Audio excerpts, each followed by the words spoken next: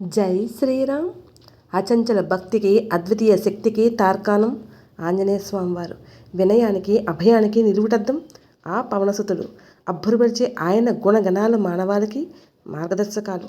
రామబంటు తత్వం అద్భుతం, ఆదర్శపాయం. హనుమంతుడి పేరు వినగానే గుర్తుకొచ్చే మొదటి గుణం రామభక్తి. శ్రీరాముడి పట్ల మారుతి భక్తికి కొలమానమే లేనే లేదు. పెద్దల పట్ల అలాంటి మన్నడు, దైవం పట్ల అచంచల భక్తిని మనం అలవరుచుకోవాలి. ఉత్తమ నడవడికు అది పునాది అవుతుంది. ఎటువంటి కష్ట సమయంలో అయినా కుంగిపోకుండా తన మార్గాన్ని వెతకడం హనుమంతుని నైజం. లక్ష్మణుడు యుద్ధంలో మూర్ఛపోయినప్పుడు ఆయన ప్రాణాలను రక్షించడానికి సంజీవిని మూలికను తేవటానికి హనుమంతుడు వెళ్ళాడు. తీరా మూలికను గుర్తించలేకపోయాడు. అప్పుడు సమయాన్ని వృధా చేయకుండా ఆ పర్వతాన్నే పెకలించుకొని వచ్చాడు. అది ఆయన అచంచల ధైర్యానికి, స్ఫూర్తికి నిదర్శనం.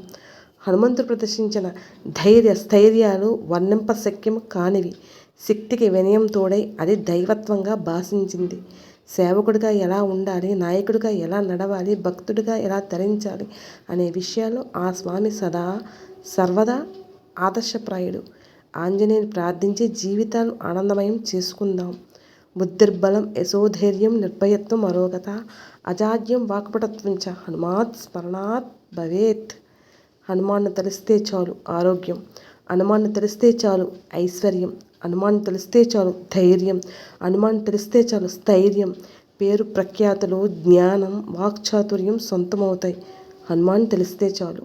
ఎన్ని సద్గుణాలను మానవాళికి అందించే ఆ స్వామిని, ఆంజనేయ స్వామి వారిని అనునిత్యం పూజించి తరిద్దాం. జై శ్రీరామ్.